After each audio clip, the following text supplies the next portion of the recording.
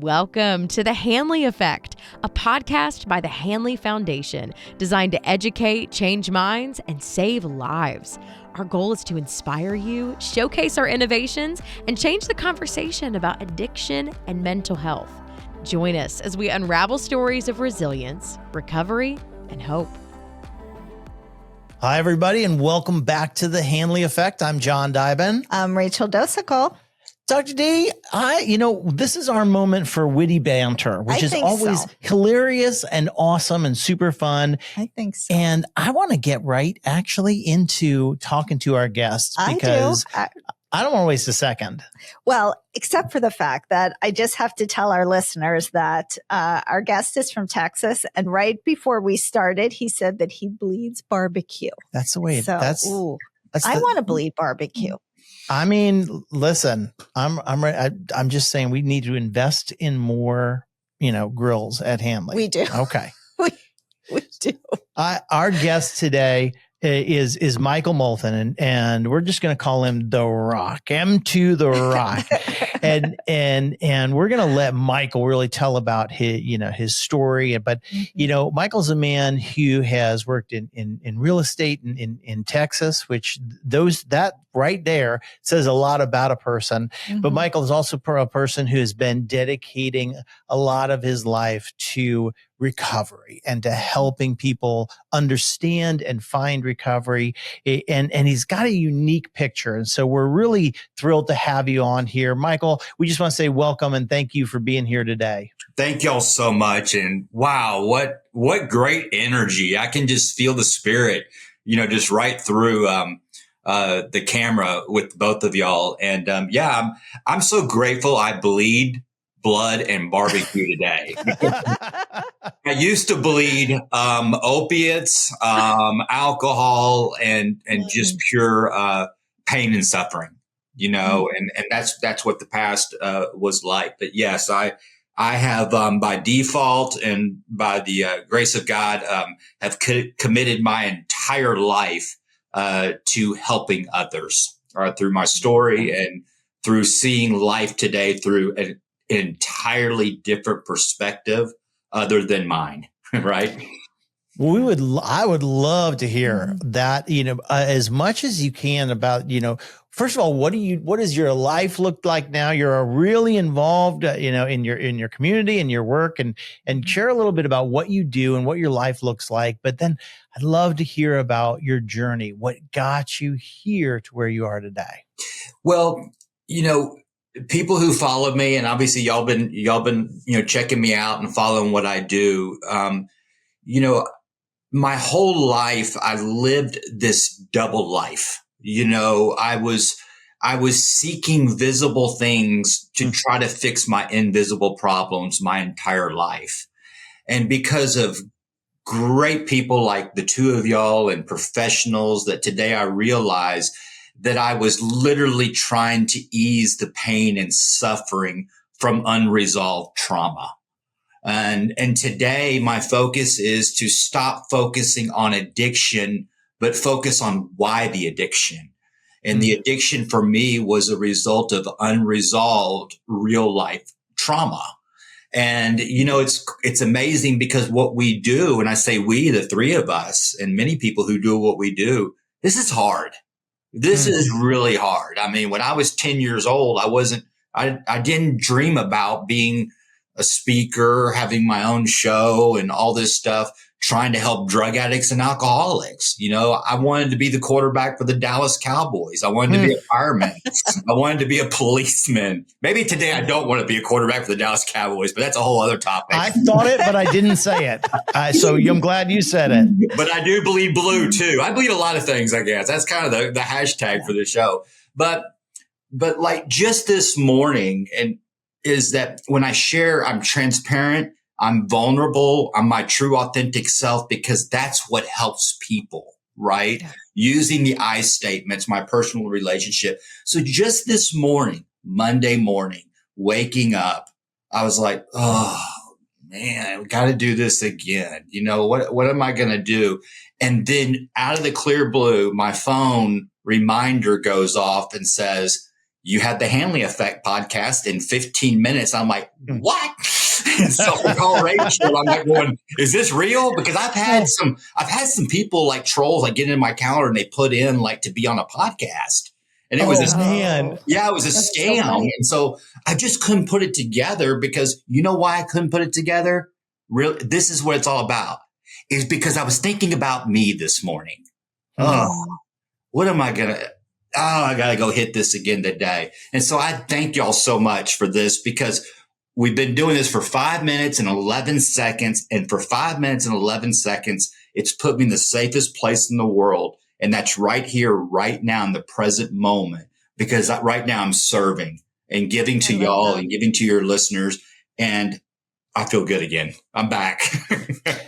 So good. I love that. And it's, I think about, there's a time in my life when, I first came across Alcoholics Anonymous and the big book and such as a student, as a psychology student. I had to learn about it, and I had to, and I had been a teetotaler, never, most of my life. And there was a point in my mid-20s, I was going through a real crisis, and I had run out of books to read, and I found myself reading through, some of the stories in this book about addiction, about people's stories. And what I realized is I'm like, man, I don't have, I'm not putting anything into my system, and I relate to this. Like these problems I relate to.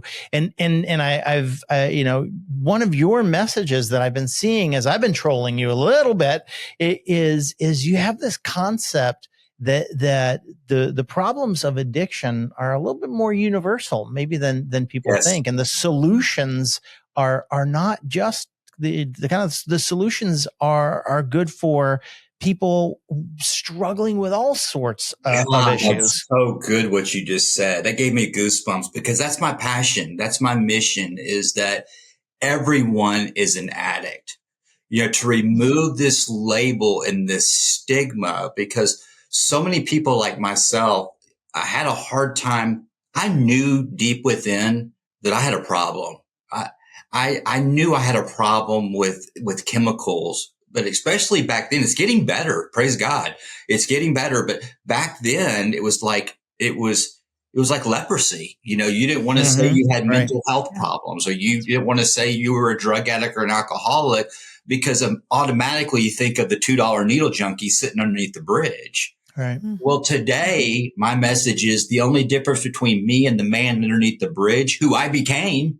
I had a very successful home builder, owned my own company for 20 years, and became this guy. And I realized that the only difference was one thing, and that was the bridge.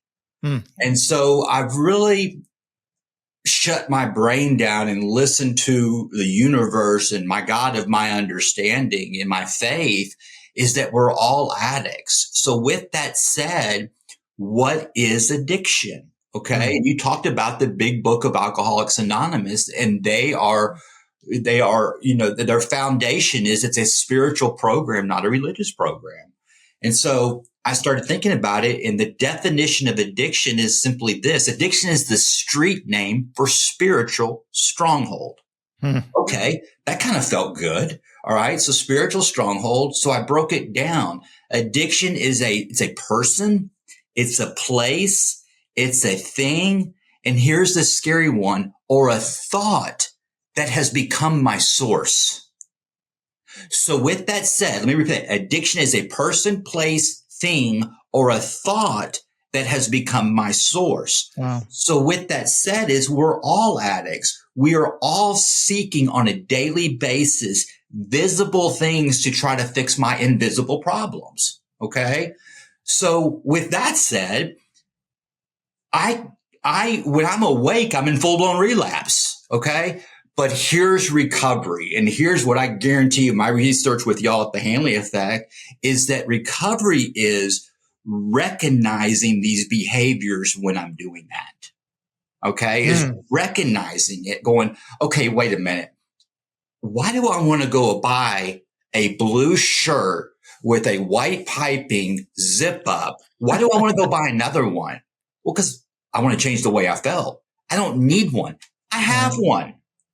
Okay, I have one. It is those little things in recognizing that, because I used to go buy a pair of Nikes, and I would buy 2 pair of them because in my head I thought, what if they discontinued this style? I mean, that's how sick my thinking got. And so, and that is so not uncommon in our society. Mm-hmm. Right. Mm-hmm. And so when people say, and I love what you said, because that's my passion, is people going, you know what? I don't drink alcohol and do drugs, but listening to you, Michael, is that, man, I can totally relate to what you're saying. Yes. And I love that you said that. But yeah, it's a thinking problem, and it's all a result of trying to process fear. Mm-hmm. It's all that, for me. It was like I had very educated, very successful from a worldly culture view, but inside down. And so, I love helping people who still have everything, call them high bottoms, I love helping people or hearing stories of high bottoms who listen to something that's said and the light goes on and they just stop drinking. There's so many things that as I started to listen to some of the things that you had to say and started to stalk you a little bit and read some things that one of the things that we talk about a lot in Hanley and because, when we think about, as a program, and we've got, we got all these doctors around and therapists around, you got all these people around. The purpose of this whole center that we have is to help people reconnect spiritually, to help foster spiritual connection. And so what that means, we talk a lot about the pursuit of happiness versus the pursuit of peace. And people will say, again and again, I just want to be happy. Well, what is happy? Happy means I feel good based on my external circumstances. So if I don't feel good, I can buy the 2 blue shirts, or I can buy the 2 sets of shoes, or I can go buy the new car, or I can have the drink, or I can do the thing, and I'm going to feel better for a second, right? Because whatever you think will make you happy probably will for a second. Right. But what we found again and again and again is what people really, truly, fundamentally are looking for is peace. Right. And that's that when I can look you in the eye and say, there are things in my life I'm not happy about right now, but I am okay. I am whole. I am anchored. I don't need to run to find something to fix me. And that's what you're describing. That's right. And we're all chasing that. So I love using time, because when I was incarcerated, we can get into that, time became such a big deal to me, right? It's always been a big deal to me, time, being in construction, being on time. But like, when I look at the clock now, we've been on this for 12 minutes and 43 seconds, right? Is it safe? Let me ask y'all both the question. Do y'all feel a little more present now than you did 13 minutes ago? 100%. Of course. And the reason why is because we're in the pocket, and we're out of self. Yeah. I mean, y'all are really wanting to hear what I have to say, and I'm really wanting to hear what you have to say. And by the end of this show, I will have no clue what I said, which is good. Yeah, sure. That's right. Which is good, because if I script this, we're all going to prison. Right. And, and that's what's so beautiful about it is because we're all chasing that safe place and is being here, right now. And so how do we accomplish that? It's real simple. Serve. And that's why y'all been around for 40 years, is because you just continue to serve. So powerful. Yeah. One of the things that we talk about, as part of this recovery process with our patients is finding a purpose. So this is not, sort of how we think about Western medicine, right? I'm going to take this pill and I'm going to feel better. That is not recovery. But having purpose in your life, whether you feel happy that day or not, helps you get to that feeling of peacefulness. And that's what I'm hearing from you, that your purpose is outside of you, that when you're looking inward, what you need to do is have a sense of purpose, which is to serve others. It's so well said. And, the question how do we find our purpose? Okay. Using my personal experience is that I always felt I had a purpose. And I think we all do. I think we always feel like we have a purpose, right? And sometimes real deep down inside, we know what that purpose is. And we go like, yeah, but I want to be the lead singer for the greatest band of all time. Right. You know what I mean? So I'm going to put my purpose kind of over here in a box and see how it can work out. I knew at a young age, growing up in a family that was very successful, it was the country club family. And it was very confusing, but behind closed doors, it was very confusing. Okay. It didn't match with outside the house. And so inside the house, and I knew at a very young age, I was always trying to make my parents happy. I'll never forget the first time I made them laugh and they said, you should be an actor. You know what I mean? All I heard was a compliment. And that's what I held on to. So I was always trying to be the funny guy and make them laugh, because as I look back, I didn't know it then, but looking back now through God's perspective is that I was just trying to ease their pain and suffering. My mom was majorly depressed. I don't have the power to diagnose anybody with addiction. It's the only disease that has to be self-diagnosed, right? And so, but I saw a lot of the similarities. It was very evident to me. But I was trying to ease her pain and suffering. I did that my whole life. I was trying to make everybody else around me feel good, but yet I was dying. Yeah. I was dying. So once I got completely honest with myself while incarcerated, and had this spiritual awakening, I am a faith-based guy. I am a strong believer in Jesus Christ. I am a huge believer in that. Not the world Jesus, not the culture Jesus, not the religious Jesus, the real one. And that's a big difference, that personal relationship. It works for me. And I never thought I'd be talking like this. You know what I mean? But I want to show the world who Christ is, not tell them. He's not my marketing tool. I want to show it. And so finding my purpose through this, I look back today like, I didn't plan this. But in real estate, in business, I was a speaker. I would speak to the large real estate groups and I would educate people on high-end luxury building. And now God has taken that asset and turned it into this through years of in the field training of battling addiction, that I don't look at my past as a victim. I go, wow, I got to tell the Hanley Effect this great story of I realized the role that I played in the situation and how God's using it today to speak about it to help others. Does that make sense? Oh, it makes yes. I had a professor who freshman year of college, and he had such an impact on me that the freshman year of college was a long time ago for me.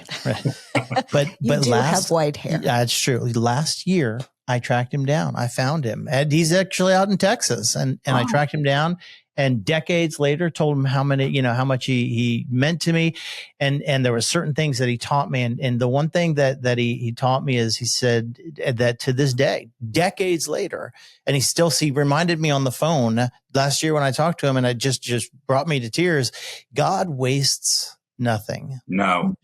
And so there's this idea that whether you come from that Christian perspective, whether you come from struggling with figuring out what higher power is and what God is, if there's an openness to something greater than yourself, this idea that God wastes nothing. So even the things that were awful, you're talking about, transformation in the Christian tradition. You talk about redemption, right? So even those things that were so hard, they become new. Right. I love that. It's beautiful. Well, God is good. I mean, and it's, for people who are watching this and for people who are like, oh my God, this God deal. I get it. I get it. I get it. Thank God in a 12-step program, I protect the anonymity of all their groups. I don't wave any flags, but I do talk about the 12 steps. And thank God for 1 and 2, Because see, the whole world, and they mean it with such great passion. The whole world is trying to help people with substance abuse disorder, where step one is step three. Okay. Made a decision, you just got to give it to God. And it's like, you're not hearing me. And it's so cool to see how God works, because the people who saved my life were just as wretched as me. You know what I mean? And they worked these 12 steps, and step one is just getting honest. And step two, I start getting some hope. I get some hope because there's a connection, and that connection is what y'all are doing right now. And it's this. So when you're in a support group meeting and someone starts saying, you look at the person, I watch people in the groups, and I watch the newcomer, and it's kind of like this. And then they kind of do this. And I love watching the connection, and they start doing this. Yep. Right. And that's that connection. That's it. And so, and there's a couple of doctors and psychiatrists that I've talked to, and they say, Michael, my goal is to get them to step three as fast as I can. And then the medication goes away. You see what I'm saying? So and what I want to do real quick, because I know there's a lot of people listening or watching that know what you're talking about, and then there are some people that are going 1 to 3, and what in the world is that talk? What are we talking about? And so, can you tell us just real quick those first 3 steps? You're talking about the first 3 steps of the 12 steps, and that idea of God help me is actually not. It's actually not the first. No, it's not the first place. What can you just tell us for a second? Sure. What are you talking about? So step one is we admitted that we were powerless over blank. Okay. Right. Mm-hmm. And that our life has become unmanageable. So let's put in the blank alcohol for this discussion. So we admitted, because it's a we program. We admitted that we were powerless over alcohol, that my life had become unmanageable. What does that mean? What's powerless mean? Well, I'm a man. I'm not powerless over anything. I really thought that. A person with a high IQ, I'm not powerless over anything. Well, being powerless over alcohol is when you wake up in the morning, if you wake up, or if you went to sleep, but the next morning you say, I'll tell you a true story. My first arrest, I said, I'm never doing this again. I've arrived in a place that I said I would never go. And I meant it. I meant it with every ounce of blood in my body. And I got bonded out, and I got drunk and high that night. Right. That's powerless. Right. Unmanageable. My life was completely unmanageable. Every bad thing that was happening to me, self-inflicted bad things that was happening to me, the common denominator was alcohol and drugs were involved in every one of them. And me. Yep. Alcohol, drugs. So my life was unmanageable. Step two is we came to believe there's a power greater than ourselves to restore us to sanity. I love in support group meetings when I hear this, they immediately start talking about religion and God. That's great. There's nothing wrong with that. Has nothing to do with God. It has everything to do with the feeling of hope. That's the spiritual principle behind it. So what does that look like? When we're attending support group meetings and we're doing these 90 meetings in 90 days, and about 60 days into it, man, we start feeling good. We start feeling some hope. There's a connection. I'm with my people. They understand me. And also we're detoxing. So there's a physical event taking place, right? Right. That's right. I speak about this a lot. I truly believe that step two is the most dangerous step in early recovery based off my personal experience, because I started physically feeling good and I felt some hope. I started getting comfortable, right? And so I would go, well, I feel good. And then the disease comes in, the enemy going, I don't need to go to a meeting today. I feel good. And why? It adds up, and I don't go to step three, and I relapse, and I don't know why I did it. And our family's saying, how did this happen? You were doing so good. And inside I'm mad. And the real reason is I don't know, because I don't have the tools to process fear, anger, resentment, and all of that as a result of working all the steps. Yes. That is so great. I love that perspective. It's so, and you hear people talk a lot about early relapse being about a first step issue, but that idea that it's, I can even come to a point of really knowing that I'm powerless and that it causes unmanageability. But when I start to feel good, why go to step 3, which is that making that decision to turn my care of my life, my will over to a power greater than myself. And Michael, we see that. We see that at Hanley. People come in, they detox, they're with us usually for about 2 weeks. And then we hear, yeah, I'm good. I can do this. I feel really good. I'm good. I can be a counselor. Yeah. Right. I'm going to teach. I could teach all these groups. Right. Yeah, yes. That's right. That's right. And, certainly Hanley is a facility where if somebody chooses to leave, they have that choice. They can leave. Very few do, but the ones that do almost inevitably will be back. They That's will right. be back. I spoke to some people at a board. I can't remember what it was on treatment centers, and the clients that give you the worst reviews are the ones that you really dig into and do an autopsy on that, because that means you did your job. Mm-hmm. You see what I'm saying? They actually, the seed was really planted with them. The ones who are screaming and complaining the most, look at it through a different perspective and say, what are they really saying? Our food is actually really good, and this isn't an issue problem. Okay. And it's like, and I also say the most deadly, tool at treatment centers is the phone, because it's a perfect example of having expectations, which always sets us up for resentments. That is the best training area ever for the counselors, is watch them work that phone, and it's just, it's great to have that. But Rachel, back to your point, as far as finding our purpose and all that, I found my purpose going back in time and really doing a spiritual autopsy on the stuff that used to make me so mad, in addiction, and look at it through a different perspective, going, I see why this happened. And so that's why when I come back, like the phone deal, I remember being at treatment centers and, I'd get on the phone and I always had expectations. I love you. Okay, well, you just take care of yourself over there and do what they say. Wait a minute. You didn't say you love me back. I love you. Okay, I love you. I love you. Everything's good. Yeah, you're not saying it the way I want to hear. You know what I mean? Right. And you start beating that phone off the wall, and then you leave AMA. That's right. Over a phone call. Yeah, because I have to go have that conversation. Yeah. Right. And so, but that's how back to your question of finding my purpose of sharing those personal stories. Yeah. Hey, you mentioned the spiritual autopsy. Can you tell us a little bit about what does that mean to you? What is a spiritual autopsy? Good question. For the record, I just made that word up right here on the show. I think it's right here on the Hanley Effect. Yes, but it's a great word picture. Yeah, and I'm thinking about my own life. So tell me when you think about that.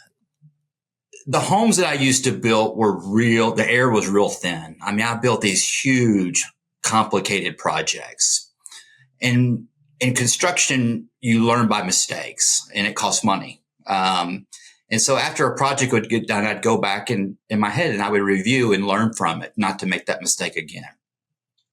In life, what I do now is that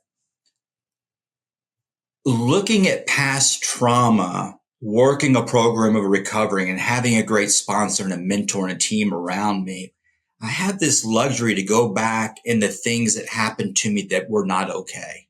Okay. These really painful things in the past, because I wanted God to tell me the answer of why would you allow this to happen?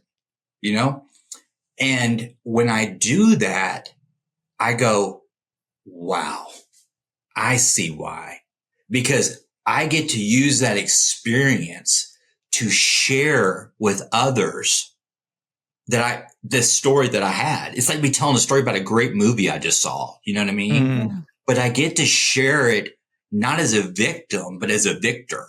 You know what I mean? And to summarize, to answer your question, is today I realize is that my past trauma today is my gift. It's my gift. And what a beautiful picture. Yeah. And to talk about true forgiveness. And I'll never forget with my sponsor is that he goes, all right, your grandfather sexually abused you your entire childhood until he died. And it was criminal. It's not okay. All right. But what role did you play in it? And I'm like, what? And I had to look at that. And I realized that the role that I played in this resentment is I chose to hold on to the resentment. That's the role I played in it. So we talk about forgiveness a lot. Wow. The sooner that I can accept the role that I play in something, the forgiveness happens. The forgiveness happens. And what happened is when that happened, I went and spoke at an event, a treatment center actually here in Texas. And I didn't know what I was going to talk about. I never do. Just like with y'all, I just right. Okay. And I go into the men's bathroom. There's 2 wall urinals. There's a guy in one wall urinal using it. There's one empty. There's a stall that the door shuts and there's a guy in there finishing up. My entire life, this was one of the things I would always wait for that to open to shut the door behind me because that is a symptom of sexual abuse. Never shared that before in my life, right? I go in there and I share this story. There's a big whiteboard and I draw the bathroom. Okay. And I share this story out of forgiveness to my grandfather. But I said, I just got to share this with y'all because the solution for me to get well is I got to talk about it in solution mode, not pour me a drink. It's like, I got to share with y'all this finding that I found. It's like an architectural finding. And as I share this, a gentleman on the front row is crying. All right. And he hugs me afterwards. He says, you just saved my life. He says, I didn't think anybody did that except me. It gets better. I'm driving home and it hit me that I realized that as a result of forgiving my grandfather and talking so freely about that, he's actually using my grandfather to work through me to help others. Oh, it gets better. 2 weeks later, I'm getting thousands of emails all over the country from inmates all over the country. This man that this story touched so much, all right, his father is the bigwig at Securus Technologies, which is government communication to all the prisons, jails, courthouses, White House, everything. He put the M2 The Rock Show on every tablet in every prison, in every jail in the entire country. So they will hear this show on every tablet. It's behind the walls. Now I have so many people trying to come through me to get behind the walls as a result of me accepting the role that I played in a resentment towards my grandfather. What a beautiful story. And I so appreciate you sharing that specifically because there's a lot of people that have seen over the years that come to that point and there is, when they even hear the question, it's, what do you mean? What role did I have as a little kid? And as a little kid, you had zero role, right? Zero responsibility. But the question is right here, right now. By the way, this is apple juice. I love apple juice.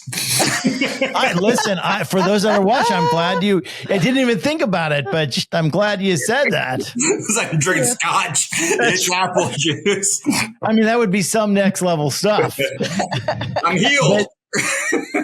Right. Fixed. But the beauty of that is that, it is, even the wounds that we have, that we are completely innocent of the actual moment that we can still find ourselves where as adults, we're holding ourselves captives to that. Yeah. And that there is a process of healing.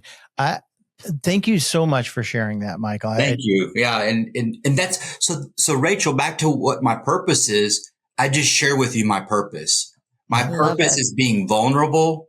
Okay. Being vulnerable because here's another. When I got my very first mugshot, I was devastated.